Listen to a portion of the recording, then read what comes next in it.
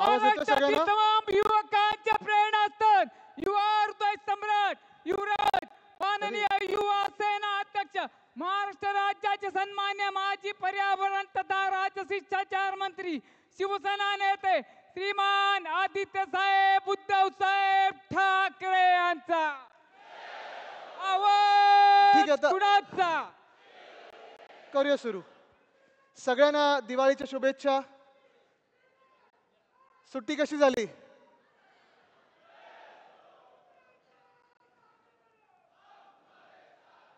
जोश दिसत आहे सगळीकडून. अजून मागे पण लोक येत आहेत, दिसत आहेत.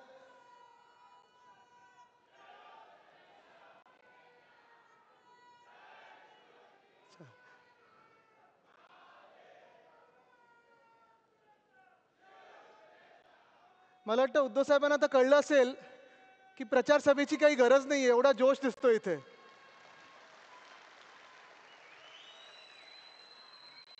पण आजची अच्छा, एकदा सगळ्यांसाठी टाळ्या वाजवा म्हणजे मला पण कळेल सुरुवात करायची आहे.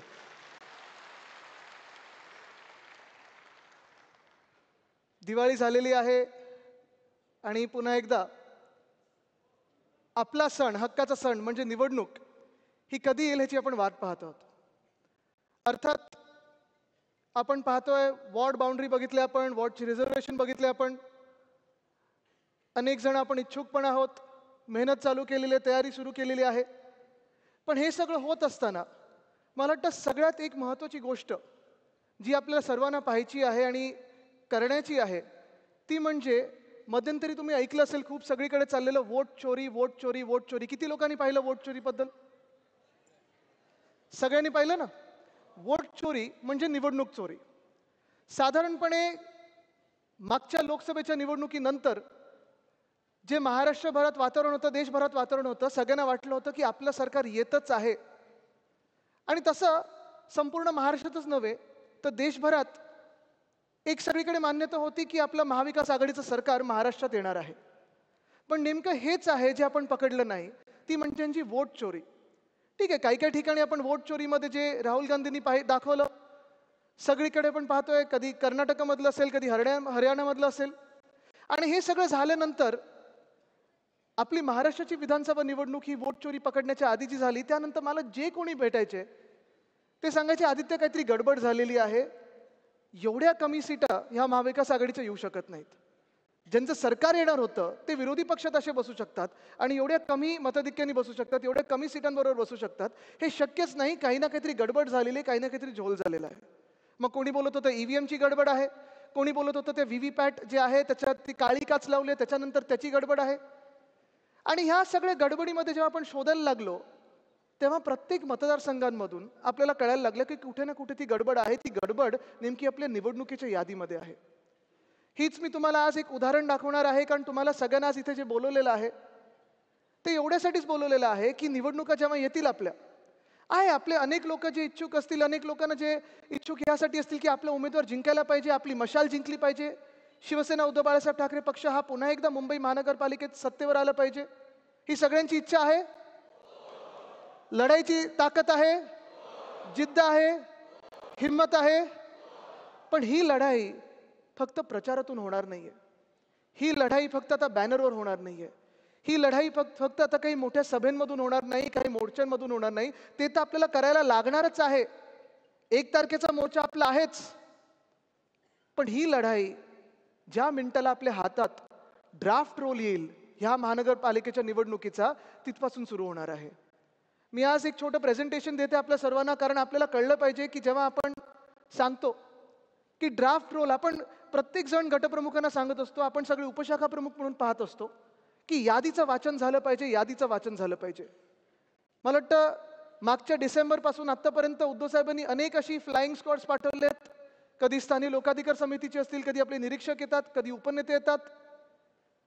अनेक वेगळ्या वेगळ्या आपण पाहतोय शाखेंमध्ये बैठकी झाली आणि त्याच्यातून एक जे सगळीकडे येत होतं ते म्हणजे यादीचं वाचन.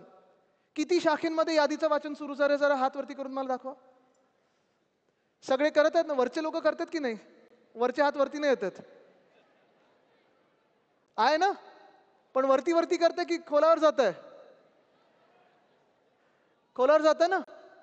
मी तुम्हाला आता आज वरळीचं उदाहरण देणार आहे की नेमकं तुम्ही यादीचं वाचन म्हणजे नेमकं काय करायचं, काय पकडलं पाहिजे. कारण ही जर चोरी तुम्ही पकडली तर तुम्ही हे समजा की निवडणूक जे खरे लोक जिंकले पाहिजेत त्यांना जिंकून देत आहेत.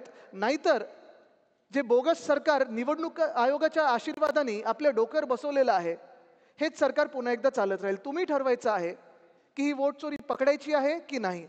तुम्हाला आता प्रेझेंटेशन थोडं दाखवतो. बोगस सरकार, बोगस मतदार, हे नेमकं काय होतं हे तुम्हाला दाखवतो.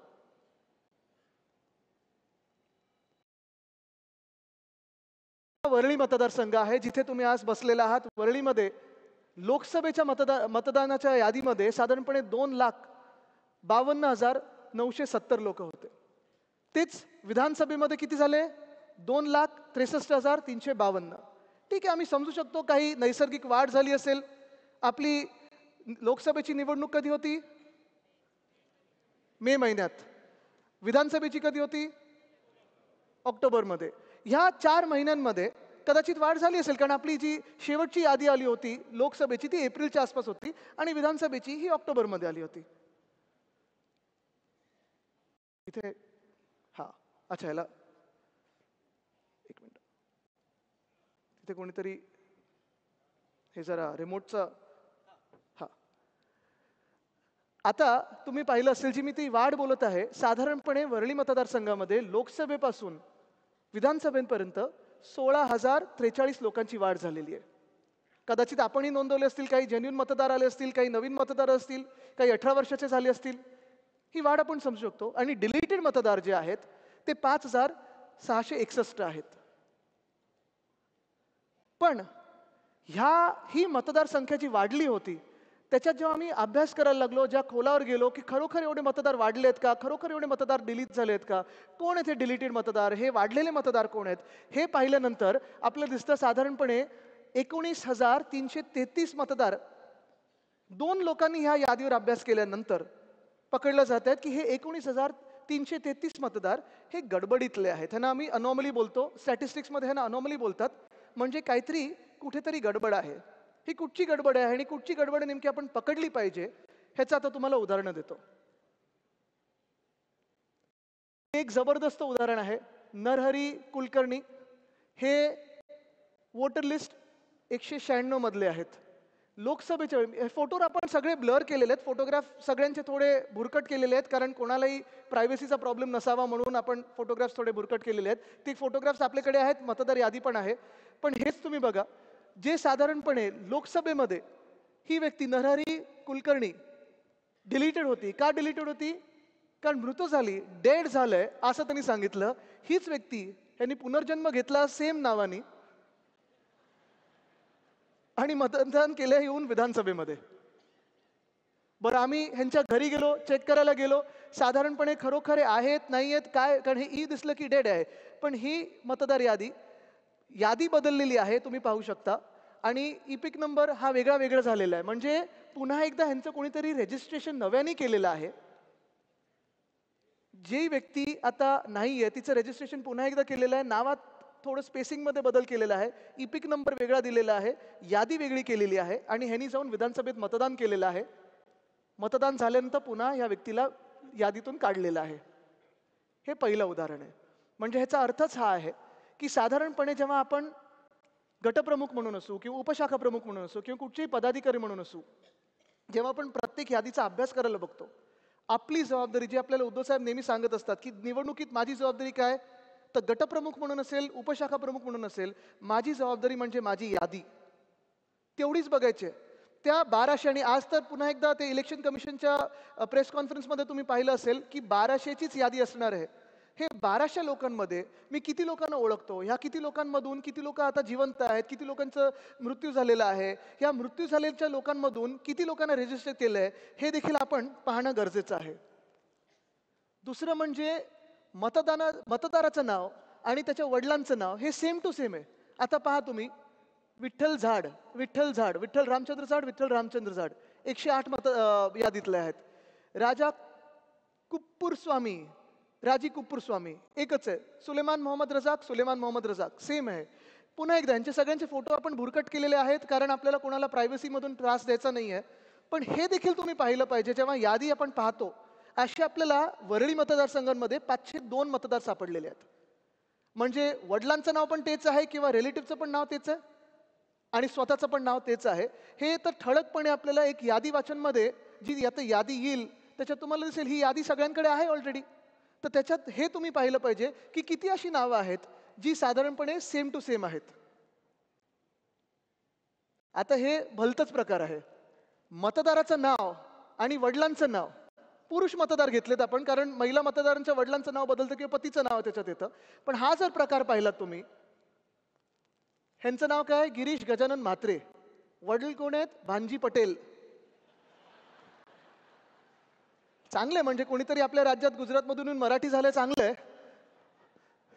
आता ह्यांचं नाव आहे काय? डुयोडाप रामवंदन यादव आणि वडिलांचं नाव आहे सहुदेव वाघमारे.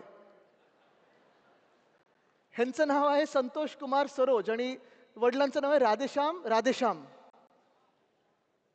बरं, ह्याच्यात घर क्रमांक ठीक आहे, पण बाकीचं काय तिथे दिले नाहीये. असे मतदार आपल्या मतदारसंघामध्ये म्हणजे वरळीमध्ये 720 सापडलेले आहेत.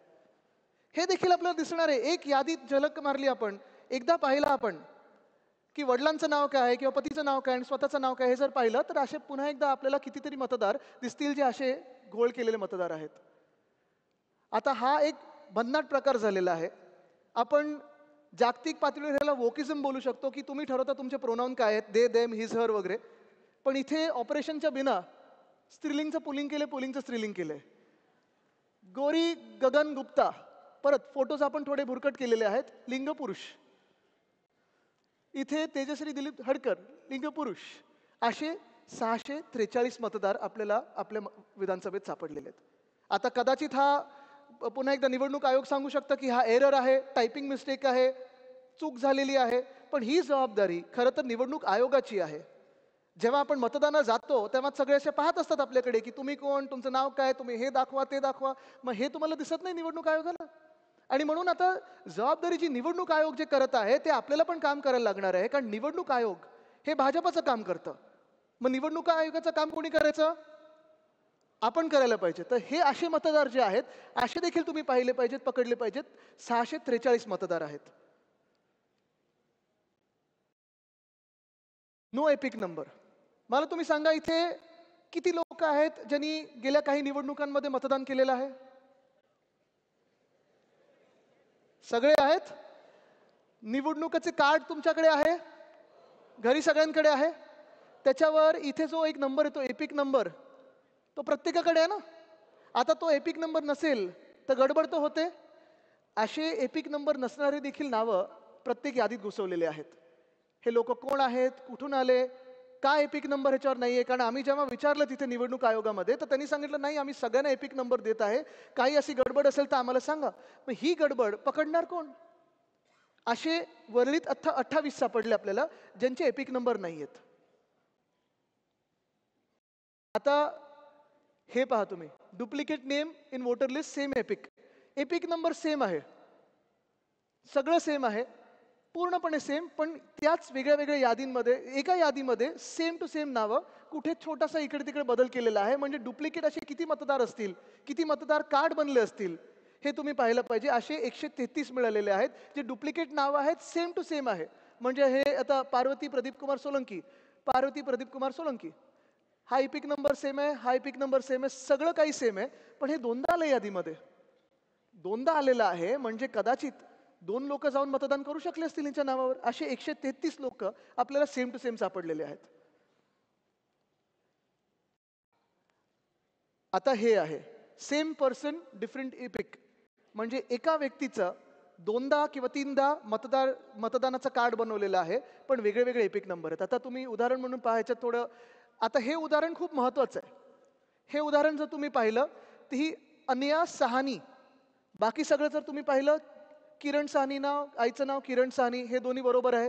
पण हिचं इकडे नाव अनाया सावनी केलेलं आहे, इथे अनया सहानी आहे.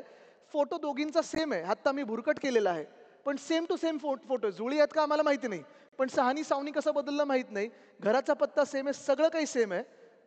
बाकी हे 2 बदललेले एपिक नंबर आहेत. म्हणजे इपिक नंबर जर हा युनिक असेल तर मग एका व्यक्तीचे 2 कार्ड्स थोडीशी नावं आडनावं इकडे तिकडे करून तोच पत्ता, तेच वय, आईचं नाव तेच आहे, फोटो तेच आहे, इपिक नंबर बदलून वेगळे वेगळे मतदार असे किती कार्ड्स केले असतील हे तुम्ही तुमच्या मतदारसंघांमध्ये बघितलं पाहिजे. ही देखील वोट चोरी तुम्ही पकडली पाहिजे. ह्यांचं तर आता एवढं भुरकट झालेलं आहे नाव.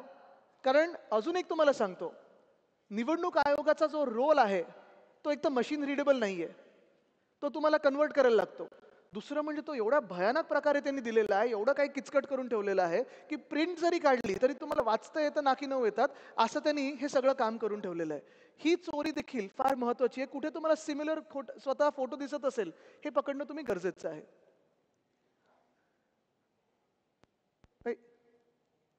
नाही थांबा, कुठे गेलं? खालती इथे होतं ना.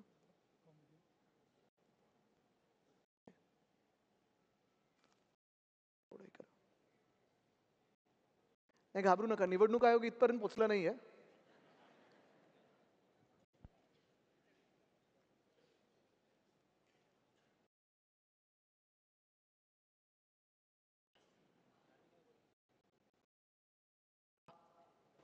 नाही स्क्रीनवर नाही आलं. आलं. एक मिनिट, ह्याच्या मागचं कुठचं स्लाईड होती आपली? अरे परत गेले.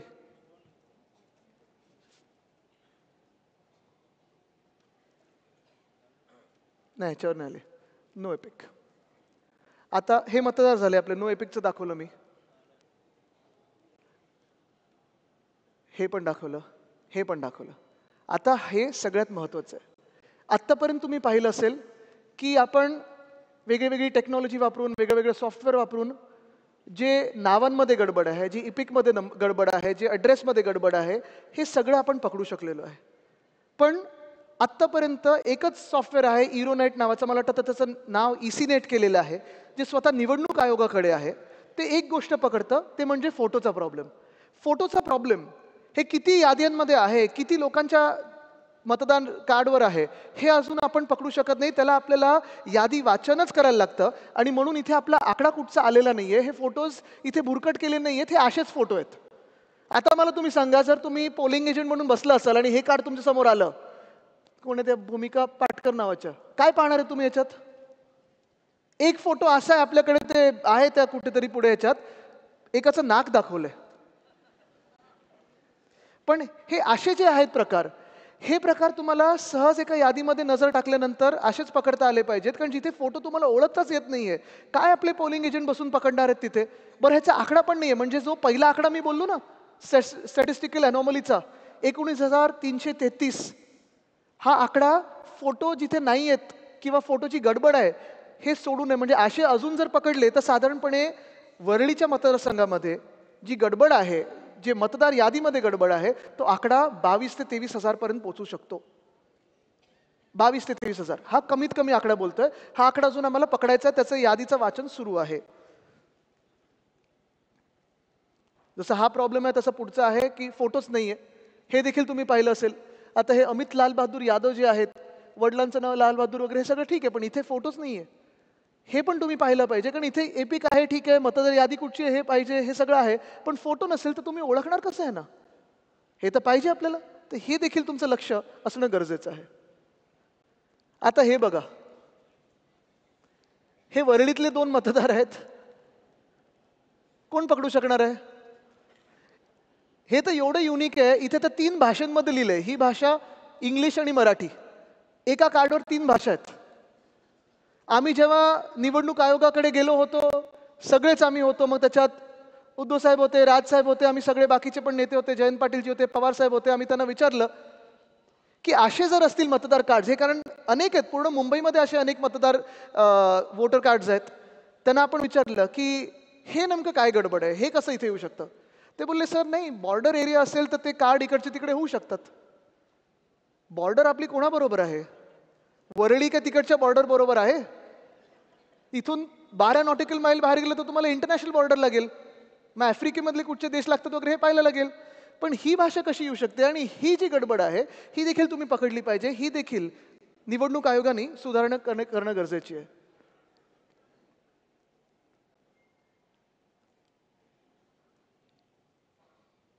आता हे 100+ साधारणपणे तुम्हाला माहिती आहे जे 85 वर्षाचे असतील किंवा त्याच्याहून जास्ती असतील त्यांना घरी मतदान करण्याचा अधिकार आहे, बरोबर. त्यांना बॅलेटवर मतदान करण्याचा अधिकार आहे.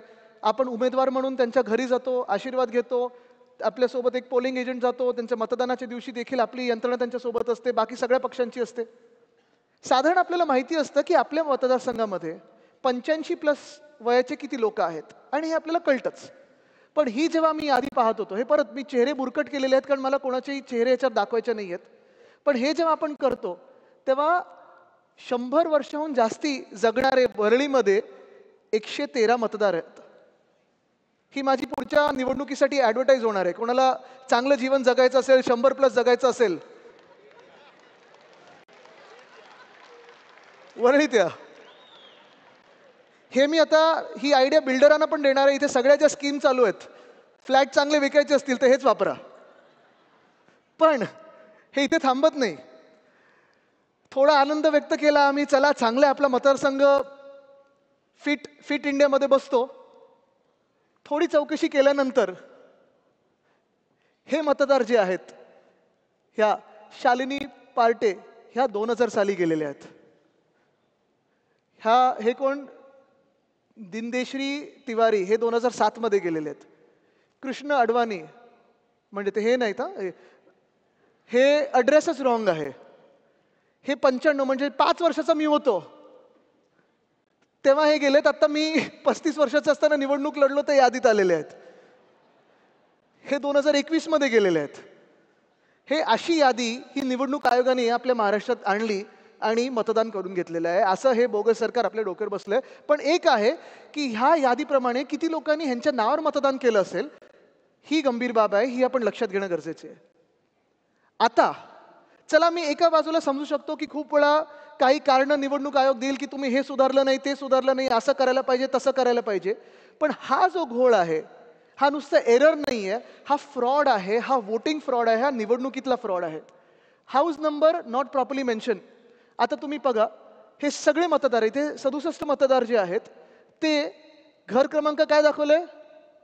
जो जो जो जो जो हा जो म्हणजे जोल दाखवलंय की काय दाखवलं माहित नाही. जो म्हणजे झोपडपट्टी, पण त्याला प्रत्येक झोपडपट्टीला देखील एक आकडा असतो. म्हणजे हे जिथे जो आहे तिथे क्रमांक काय आहे, कारण पुन्हा एकदा जेव्हा SRE मध्ये जातो त्या आकड्याप्रमाणेच तर घरं मिळतात. मग जर आकड्याप्रमाणे घरं मिळत असतील, आकड्याप्रमाणे अनेक्षर बनत असतील, मग आकड्याप्रमाणे निवडणूक आयोग मतदान का नाही करू शकत? बरं, हे त्यांचाच कायदा दाखवतोय. निवडणूक आयोगाचा कायदा आहे, NERPचं जे त्यांचं हँडबुक आहे त्याच्यात त्यांनी दिलेलं आहे की 10हून अधिक म्हणजे 11 पासून कितीही लोक एका घरात जर राहत असतील तर EROची जबाबदारी आहे की त्यांनी त्या घरात जाऊन पाहणी करावी की खरोखर इथे 11+ लोक राहत आहेत का. हे EROनी केलं होतं का? हे निवडणूक आयोगाने केलं होतं का? जे मतदार यादी ही अशी पूर्ण जो जो जो झोलवाली आहे, ह्याचं करायचं तरी काय? आता पुढचं बघा, तुम्हाला गंमत दाखवतो. इथे गंमत थांबत नाही. आता हाऊस नंबर MT कामगार नगर 2 NM जोशी मार्ग, इथे पुढेच आहे, थोडं पुढे गेलं तर परत असे किती माहित आहेत. हे इथे तर बघा question mark slash question mark question mark question mark, हे पत्ता दाखवला यांचा. हे परत इथे मोकळं मोकळं मोकळं, इथे जो मोकळं मोकळं मोकळं काहीच नाही. इथे असे किती मिळाले असतील वरळीमध्ये? तर 4177 लोक मिळाले आहेत ज्यांचे आता पताच नाहीये. आम्ही उमेदवार म्हणून ह्यांच्याकडे जायचं तरी कसं? आमचे जे पॅम्फलेट असतात, लिफलेट असतात किंवा प्रचाराला जायचं असेल तर निवडणूक आयोगाने सांगावं हे नक्की काय आहे, कुठे, हा पत्ता कुठे, question mark slash question mark question mark question mark, राहतात तरी कुठे, ही बिल्डिंग कुठे आहे? आता एक मिनटं, पुन्हा एकदा मी तुम्हाला दाखवतो. हा व्हिडिओ प्ले करतो, बघा, हा व्हिडिओ बघा.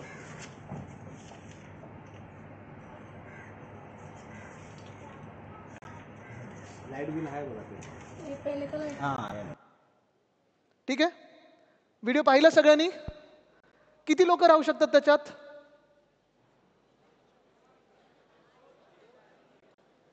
2 4 कोंबून कोंबून 5, 38 लोक दाखवलेत या घरामध्ये. आणि ते 38 मधून एक सुद्धा कोणी व्यक्ती तिथे राहत नाही. आम्ही जाऊन व्हिडिओ काढला, जाऊन पाहून आलो, एक सुद्धा त्या आडनावाचा व्यक्ती कोण तिथे राहत नाही. आणि असं जर पाहायला गेलं तर वरळीमध्ये एकंदर 214 घरं अशी दाखवली आहेत ह्याच प्रकारची, ज्याच्यात 3335 मतदार दाखवलेले आहेत. पाहायचा परत तो व्हिडिओ एकदा.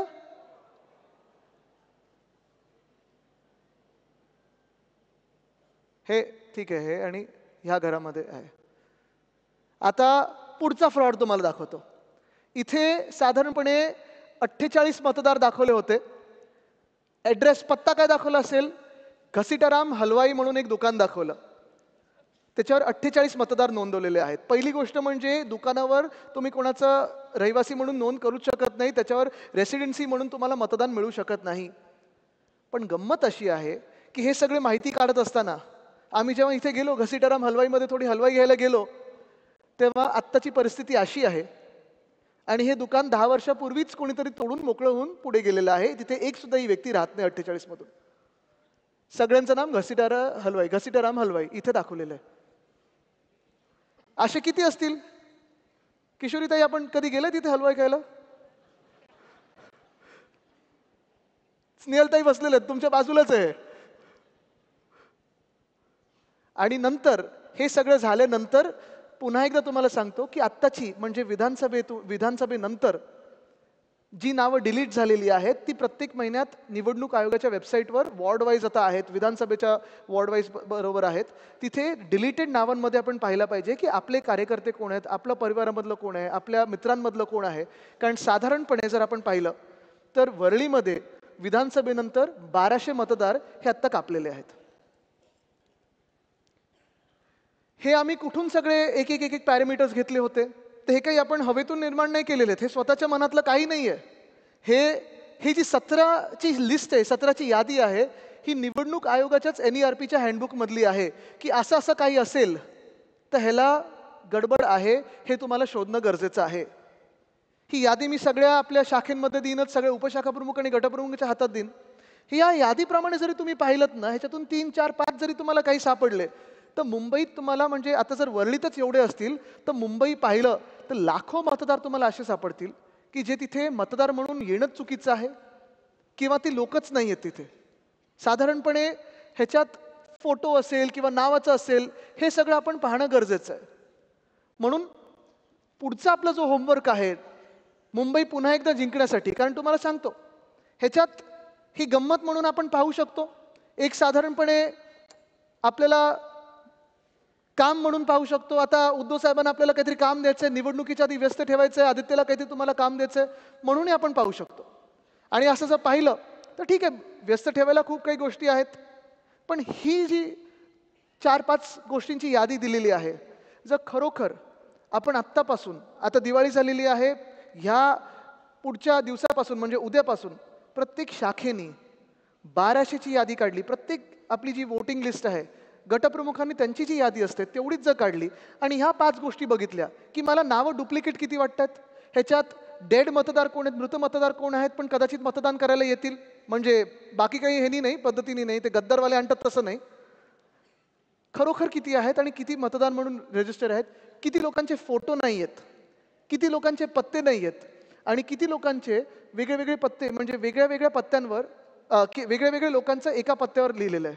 पुन्हा एकदा सांगतो, 10 मतदारांहून अधिक एका पत्त्यावर तुम्हाला दिसला तर तिथे तुम्हाला मार्किंग करायला लागेल आणि खरोखर जाऊन पाहायला लागेल की खरोखर ह्या घरामध्ये 10 लोकांहून जास्ती लोक राहतात का, फोटो नसलेले मतदार किती आहेत, इपिक नसलेले मतदार किती आहेत, डुप्लिकेट इपिक नसलेले मतदार किती आहेत. हे जरी तुम्ही पकडू शकलात तरी मला वाटतं तुम्ही मुंबईला अदानिस्तान होण्यापेक्षा वाचू शकता, त्यापासून वाचू शकाल आणि पुन्हा एकदा मुंबई महानगरपालिकेवर आपला भगवा फडकू शकाल. हे आज तुम्हाला ठरवून निघायचं आहे. तयार आहात? जिंकायला तयार आहात? पण त्याआधी होमवर्क करायला तयार आहात का? धन्यवाद. जय हिंद, जय महाराष्ट्र, वंदे मातरम.